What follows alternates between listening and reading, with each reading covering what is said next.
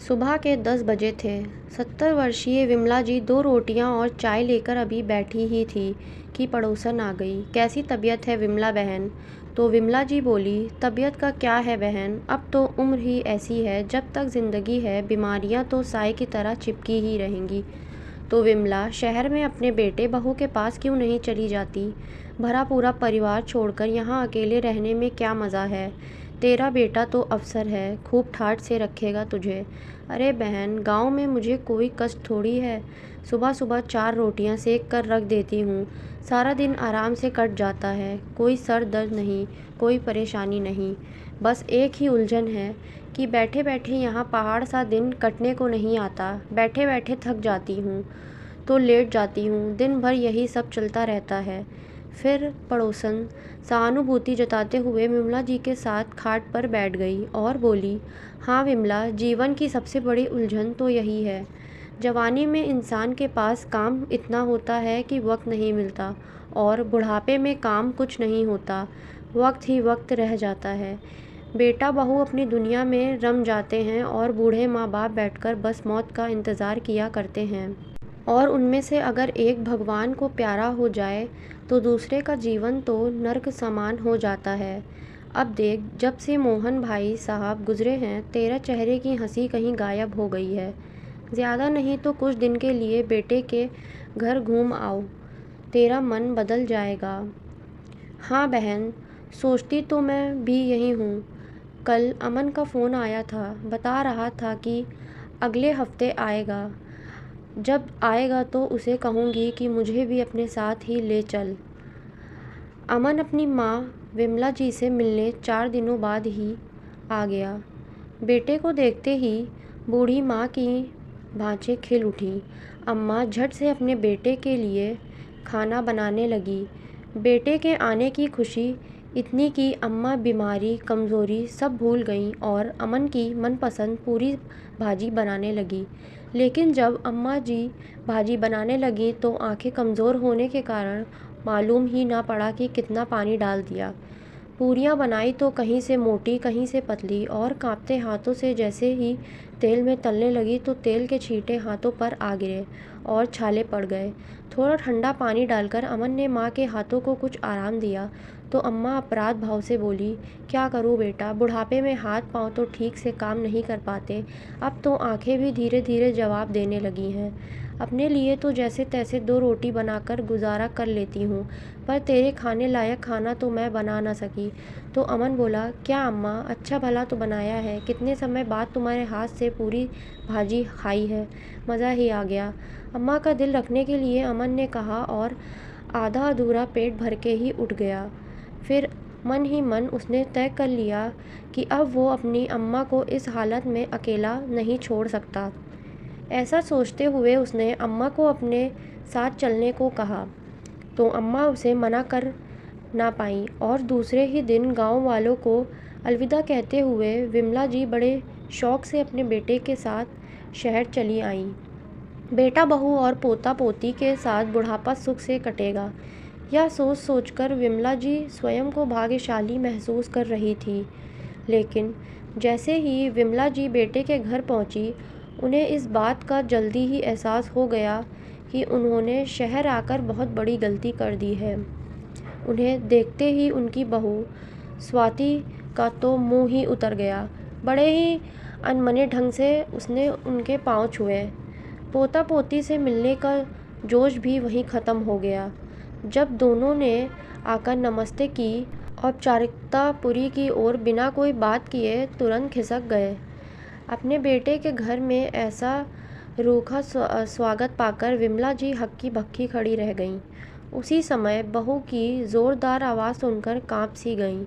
बहू काम वाली बाई से कह रही थी, पीछे वाले छोटे कमरे में से सारा कबाड़ का सामान बाहर निकाल दो और साफ़ सफाई करके अम्मा के लिए पलंग बिछा दो।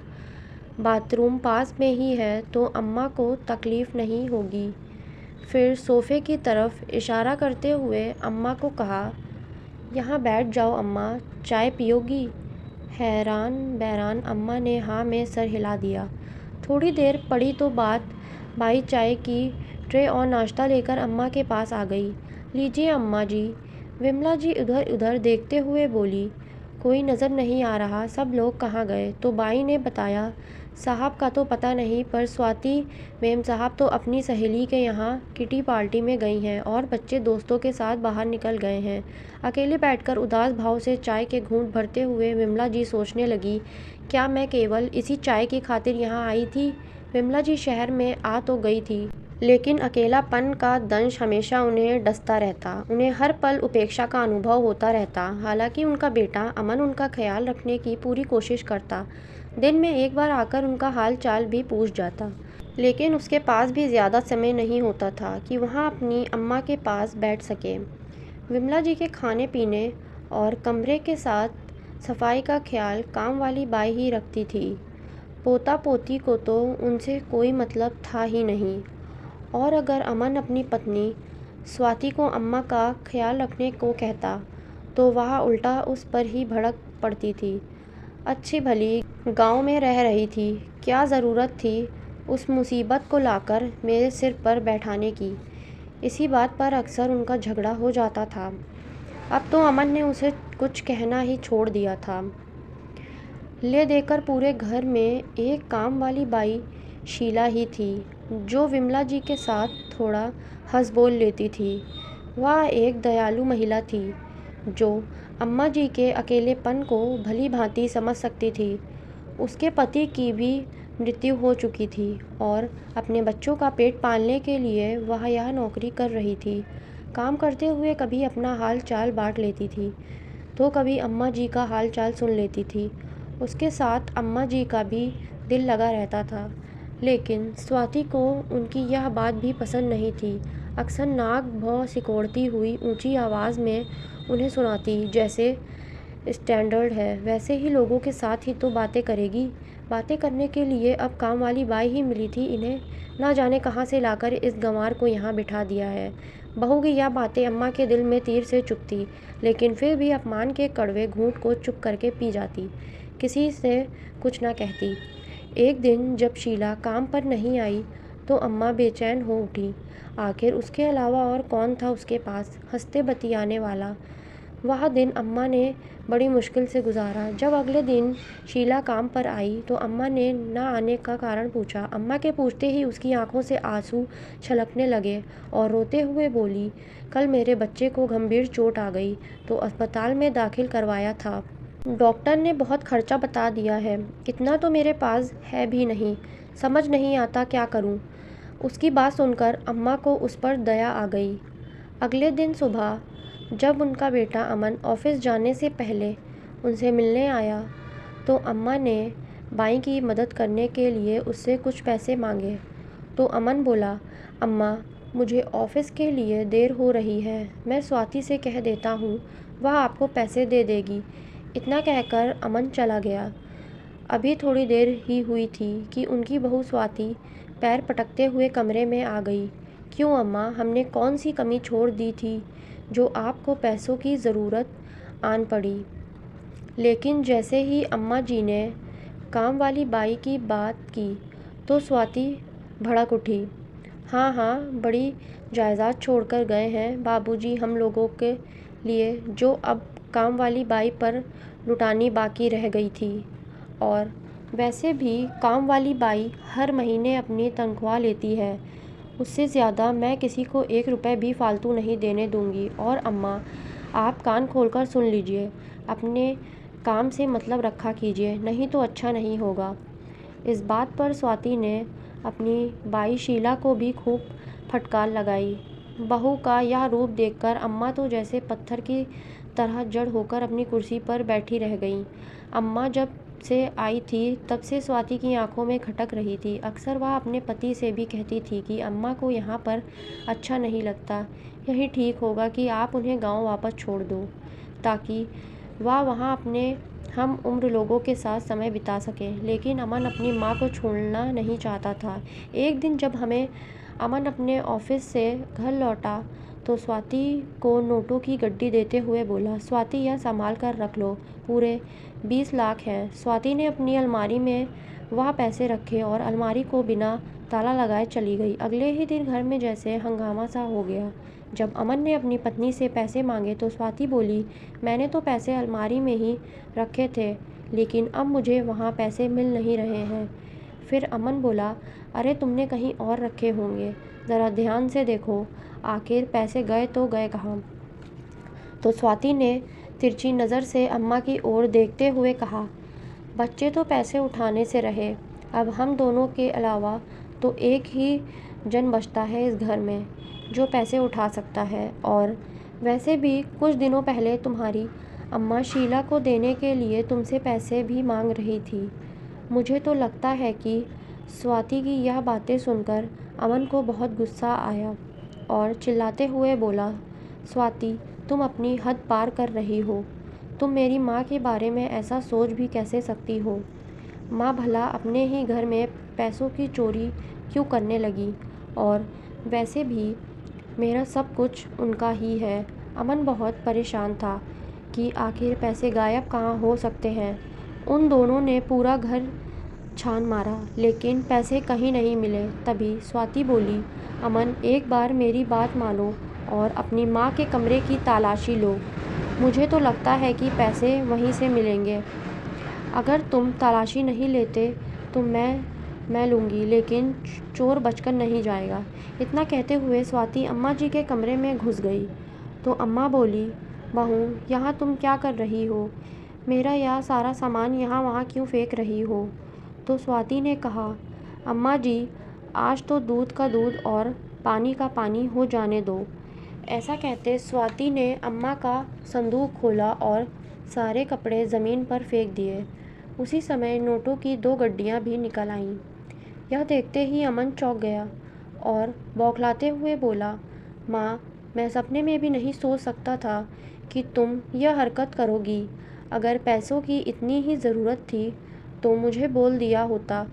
फिर स्वाति बोली, ये क्या, यहाँ तो केवल 10 लाख पड़े हैं। मुझे लगता है बाकी का 1 लाख काम वाली को दे चुकी है तुम्हारी माँ। तभी शीला बोली, नहीं मेम साहब, हम गरीब ज़रूर हैं लेकिन चोर नहीं।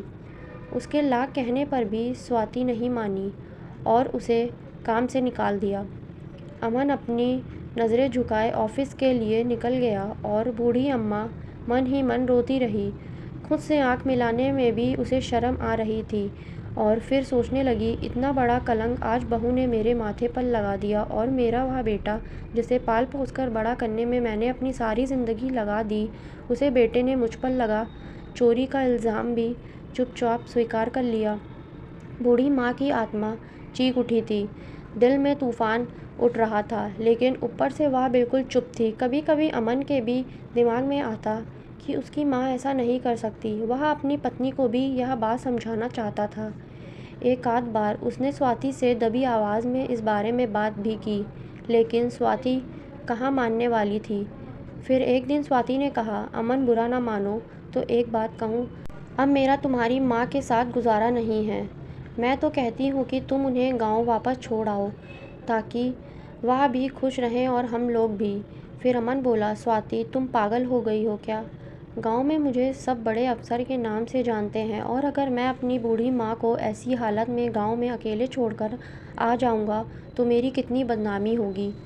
सब मुझ पर थू थू करेंगे और वैसे भी माँ की जो हालत है उन्हें अकेला छोड़ना बिल्कुल भी ठीक नहीं होगा। फिर स्वाति ने कहा, तो ठीक है, गांव में नहीं छोड़ सकते तो अम्मा को वृद्ध आश्रम छोड़ आओ, लेकिन मैं अब उनके साथ नहीं रह सकती। उनके साथ रहकर हमारे बच्चों पर क्या असर पड़ेगा। बस फिर क्या था। अगले दिन अमन अपनी माँ के कपड़े पैक करते हुए बोला, माँ मेरी एक वृद्ध आश्रम में बात हो चुकी है, कल सुबह मैं आपको वृद्ध आश्रम में छोड़ आऊँगा। अब आप वृद्ध आश्रम में ही रहेंगी। अमन ने देखा तो अम्मा की आंखें रो रो कर लाल हो चुकी थी और केवल इतना ही बोलती जा रही थी, बेटा मुझे नहीं पता कि तेरे पैसे मेरे संदूक में कैसे आ गए। वृद्ध आश्रम जाते समय पूरे रास्ते अम्मा बस यही बोलती रही कि बेटा मेरी कोई गलती नहीं है, मैं वृद्ध आश्रम नहीं जाना चाहती, मैं घर के किसी कोने में ही पड़ी रहूँगी, किसी से कुछ नहीं कहूँगी। तेरे बाबूजी के जाने के बाद तू ही तो मेरा केवल एक सहारा है। अब तू भी मुझे ऐसे छोड़ देगा तो मैं कैसे जीऊँगी बेटा। अम्मा गिड़गिड़ाते रह गईं, लेकिन अमन ने अपनी पत्नी की बातों में आकर माँ को वृद्ध आश्रम में छोड़ दिया और वापस कभी पलट कर भी नहीं देखा।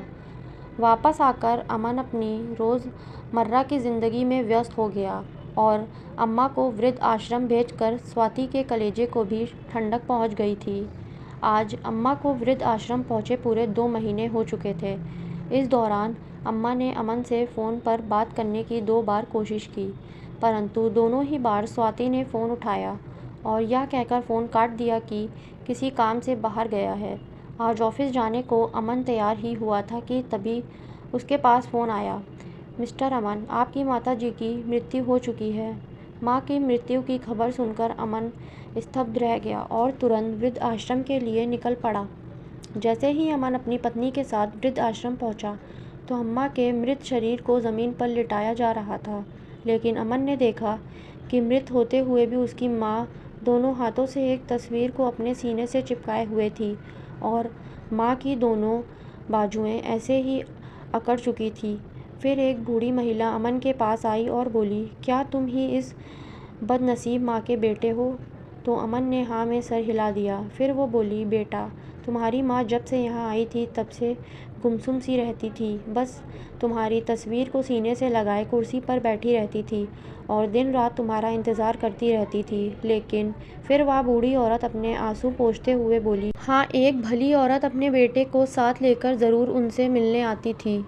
उसे देखते ही तुम्हारी माँ के चेहरे पर खुशी आ जाती थी। अक्सर तुम्हारी माँ के लिए वह अपने घर से खाना बनाकर लाती थी और बड़े स्नेह के साथ अपने हाथों से खिलाती थी, लेकिन उसके जाते ही वह फिर से गम के गहरे समंदर में गोते खाने लगती थी। किसी औरत और उसके बेटे का नाम सुनकर अमन चौंक गया कि आखिर वह औरत कौन थी।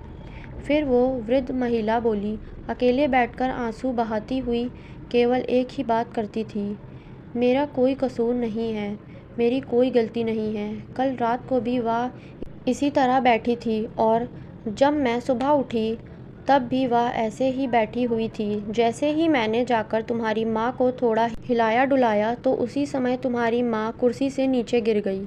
मैंने वृद्ध आश्रम के संचालक को सूचना दी तो डॉक्टर को बुलवाया गया। जांच करवाई तो पता चला कि तुम्हारी माँ इस दुनिया को छोड़कर जा चुकी थी।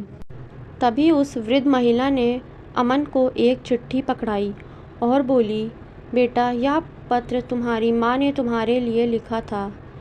इसमें तुम्हारी माँ ने अपनी आखिरी इच्छा व्यक्त की थी। अमन अपनी अम्मा का लिखा आखिरी खत पढ़ने लगा, लेकिन उस पत्र में जो कुछ लिखा था पढ़ते ही अमन को एक गहरा झटका लगा। एक ओर उसे अपनी माँ के साथ किए गए व्यवहार पर शर्म आ रही थी, तो दूसरी ओर उसकी आंखें अंगारे उगलने लगी थी। वो पत्र पढ़कर अमन अपनी माँ की मृतदेह से लिपटकर ज़ोर-ज़ोर से रोने लगा और चिल्लाने लगा, अम्मा, मुझे माफ़ कर दो, मुझसे बहुत बड़ी गलती हो गई है। मैंने कभी आपकी बात नहीं सुनी, कभी आपको समय नहीं दिया और आज मुझे समझ में आया कि मैंने अपनी ज़िंदगी की सबसे बड़ी भूल की थी। उसके बाद अम्मा के मृत शरीर को अंतिम संस्कार के लिए लेकर जाया गया। बड़े दुखी मन से अमन ने अपनी माँ का अंतिम संस्कार किया और लगातार आंसू बहाते हुए अपने घर को लौट आया। अमन की पत्नी को यह समझ नहीं आ रहा था कि आखिर पत्र पढ़ते ही अचानक अमन को क्या हो गया था। वो ऐसा व्यवहार क्यों करने लगा था। स्वाति ने अमन के आंसू पोंछते हुए कहा, अमन, खुद को संभालो, मर कर कोई वापस नहीं आता और इस सच को बदला नहीं जा सकता। तभी अमन गुस्से से स्वाति को देखने लगा और उसका हाथ झिड़कते हुए बोला, मैं जानता हूँ कि मेरी माँ इस दुनिया में नहीं रही और मैं चाह कर भी उनसे नहीं मिल सकता, लेकिन जब वह इस दुनिया में थी उन्हें मेरे साथ की ज़रूरत थी। वह मुझसे बातें करना चाहती थी, तब भी मैं उन्हें समय नहीं दे पाया और यह सब केवल तुम्हारे कारण हुआ है। तुमने मेरी माँ के खिलाफ ऐसी साजिश रची और मेरी माँ के प्रति मेरे मन में इतना जहर घोल दिया कि ना चाहते हुए भी मैंने उन्हें खुद से दूर कर दिया। अपने अंतिम समय तक वह बस एक ही बात कहती रही कि उन्होंने कोई गलती नहीं की है, उनका कोई कसूर नहीं है। लेकिन मैंने उनकी एक बात नहीं सुनी। मैंने विश्वास किया तो सिर्फ तुम पर, और तुमने मुझे इतना बड़ा धोखा दिया। अमन के मुंह से यह बातें सुनकर स्वाति हैरान रह गई। उसी समय अमन ने स्वाति की माँ को फ़ोन लगाया और बोला, जल्दी से आइए और ले जाइए अपनी बेटी को, मुझे इसकी कोई ज़रूरत नहीं है। तभी स्वाति ज़ोर से चिल्लाई, अमन, तुम मेरे बारे में ऐसा कैसे बोल सकते हो और मेरे साथ ऐसा व्यवहार क्यों कर रहे हो? बताते क्यों नहीं? तभी अमन ने कहा, बस थोड़ी देर और, अभी तुम्हें सब कुछ पता चल जाएगा। थोड़ी ही देर में स्वाति की माँ अपने बेटा बहू को साथ लेकर तमतमाते हुए उसके घर आ गई। फिर उसकी माँ गुस्से से बोली, आखिर तुमने मेरी बेटी को समझ क्या रखा है? तुम्हारी हिम्मत कैसे हुई उसके बारे में ऐसा बोलने की? क्या तुम्हें नहीं मालूम कि मैं क्या क्या कर सकती हूँ? उसी समय अमन चिल्लाया, जो आप लोगों के बस में हो आप वह करो, लेकिन अब यह औरत मेरे घर में नहीं रहेगी। आप जानते भी हैं कि आपकी बेटी ने क्या किया है? अमन की गुस्से भरी ज़ोरदार आवाज़ सुनकर स्वाति की माँ थोड़ी शांत होते हुए बोली, लेकिन बेटा ऐसा भी क्या कर दिया स्वाति ने कि तुम उसे घर से ही निकाल रहे हो? सासू माँ, अगर मेरी बात का इतना ही गुस्सा आ रहा है तो अपनी बेटी से ही क्यों नहीं पूछ लेती? तभी उन्होंने अपनी बेटी की ओर देखा, जो सबसे नज़रें चुराकर इधर उधर देख रही थी। फिर अमन बोला, ठीक है, अगर यह नहीं बताती तो मैं बताता हूँ कि आखिर उसने क्या किया है। दरअसल आपकी बेटी की आंखों में मेरी माँ शुरू से ही खटकती रहती थी। इतने समय तक मैं अपनी माँ से अलग रहा तो केवल आपकी बेटी की ही वजह से, और अब उनकी वृद्धावस्था में जब मैं उन्हें अपने घर लेकर आया तो आपकी बेटी ने ऐसी घिनौनी चाल चली जिसके लिए मैं तो क्या, भगवान भी कभी उसे माफ़ नहीं करेगा।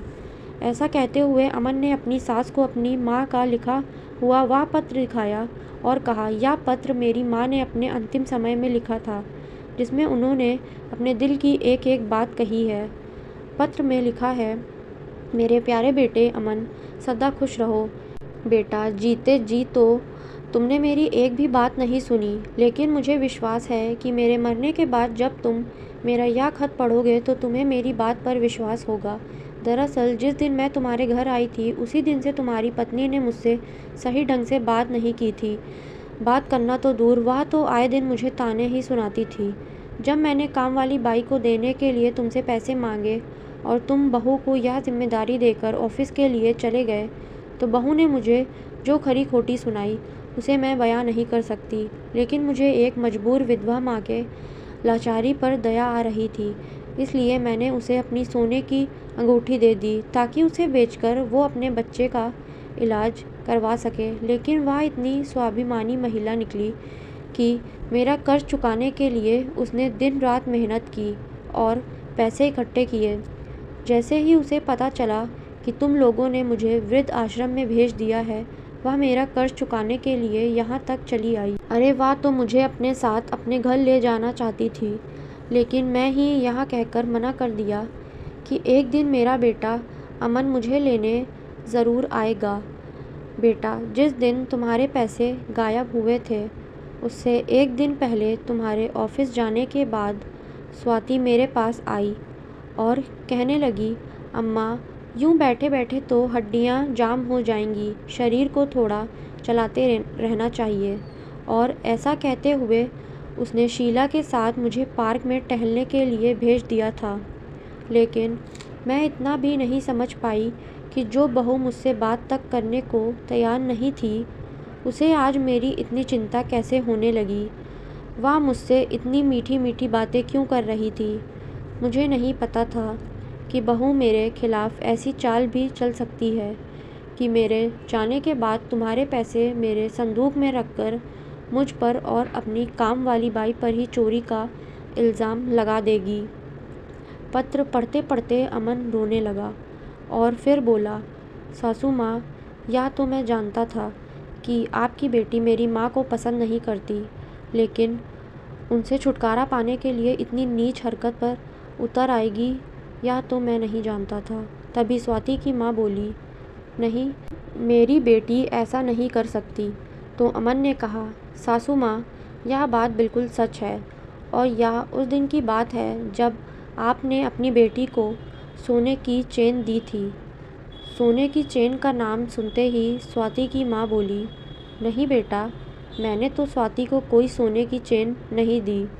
फिर अमन ने कहा, अच्छा पूछिए अपनी बेटी से, उसने तो मुझे अपनी नई सोने के चेन दिखाते हुए यही कहा था कि यह मेरी माँ ने दी है। इतनी बात सुनते ही स्वाति के पसीने छूटने लगे। फिर अमन ने कहा, सच सच बताओ स्वाति, वह चेन तुमने उसी 1 लाख रुपए से खरीदी थी ना जो गायब हुए थे? यह सुनकर स्वाति के भाई भाभी बड़ी हैरानी से उसकी ओर देखने लगे। सबकी नज़रें स्वाति पर थी, लेकिन स्वाति नज़रें झुकाए चुपचाप खड़ी रही। फिर स्वाति की माँ आगे बढ़ी और गुस्से में उसके मुंह पर 2 झन्नाटेदार तमाचे दे मारे। फिर अमन ने कहा, मैं ही बेवकूफ़ था जो अपनी माँ की एक बात नहीं सुनी। मैं तो तुम्हारे प्यार में इतना अंधा हो चुका था कि मुझे और कुछ दिखाई ही नहीं दे रहा था। इतना भी नहीं सोच पाया कि अम्मा के 2 संदूक थे, और तुम्हें कैसे पता चला कि उन्होंने किस संदूक में और कहाँ पैसे छुपाए हैं? जो संदूक खोलते ही तुमने पैसे निकाल दिए। फिर अमन ने पत्र पढ़ते हुए कहा कि मेरी माँ ने अपनी आखिरी इच्छा लिखते हुए कहा है कि उसका गांव वाला मकान काम वाली बाई शीला के नाम पर कर दिया जाए, ताकि अंतिम समय में जो उसने मेरी माँ की सेवा की है, मैं उसका कर्ज चुका सकूं। और अंत में उन्होंने लिखा है कि इस पत्र को लिखने का उनका उद्देश्य किसी को गुनहगार साबित करना नहीं था, बल्कि खुद को बेगुनाह साबित करना था, और वह चाहती कि मैं अपने परिवार के साथ खुशी खुशी अपना जीवन बिताऊं, तभी उनकी आत्मा को शांति मिलेगी। यह सब पढ़ते पढ़ते अमन फूट फूट कर रोने लगा और यह कहते हुए ज़मीन पर बैठ गया कि अगर मैंने अपनी माँ को ना छोड़ा होता तो आज वह मेरे सामने सही सलामत होती। काश मैंने एक बार उनकी बात पर भरोसा किया होता। उसे ऐसे रोते देखकर स्वाति की माँ की आंखों में भी आंसू आ गए और बोली, ऐसी बेटी से अच्छा तो मेरी कोई बेटी ही ना होती। तभी उसका भाई गुस्से से बोला, ऐसी घटिया हरकत करने से पहले तूने एक बार भी नहीं सोचा कि अगर मैं और तेरी भाभी माँ के साथ यह सब करें तो तुझे कैसा लगेगा? एक और तेरी सास थी जिसने एक गरीब की मदद करने के लिए अपनी सोने की अंगूठी दे दी। वहीं दूसरी तरफ तुम हो जिसने एक सोने की चेन खरीदने के लिए और अपनी सास से छुटकारा पाने के लिए ऐसी घटिया हरकत की। फिर अमन को हौसला देते हुए उसकी सास बोली, बेटा, मैं समझ सकती हूँ कि तुम पर क्या गुजर रही होगी, और जो तुम्हारी माँ के साथ बीती है वह सब भूलना तुम्हारे लिए बिल्कुल भी आसान नहीं है। लेकिन मैं तुमसे प्रार्थना करती हूँ कि मेरी बेटी को एक मौका दे दो, और तुम्हारी माँ की भी तो यही इच्छा थी कि तुम अपनी पत्नी और बच्चों के साथ खुशी से रहो। आज स्वाति को पछतावा हो रहा था कि आखिर क्यों उसने खुद से अपनी गृहस्थी में आग लगा दी, क्यों उसने अपनी सास के साथ इतना गलत व्यवहार किया जिसके कारण उन्होंने इतना दुख सहा। अंतिम समय में अम्मा की सेवा करके शीला ने उन पर जो उपकार किया था उसे मानते हुए अमन ने माँ का गांव वाला मकान शीला के नाम पर कर दिया। अपनी माँ की आखिरी इच्छा पूरी करने के लिए अमन ने स्वाति को घर में रख तो लिया, लेकिन कभी उसे माफ़ ना कर पाया। स्वाति पूरी कोशिश कर रही थी कि अमन के दिल में वापस अपनी जगह बना सके, लेकिन शायद अब यह संभव नहीं था।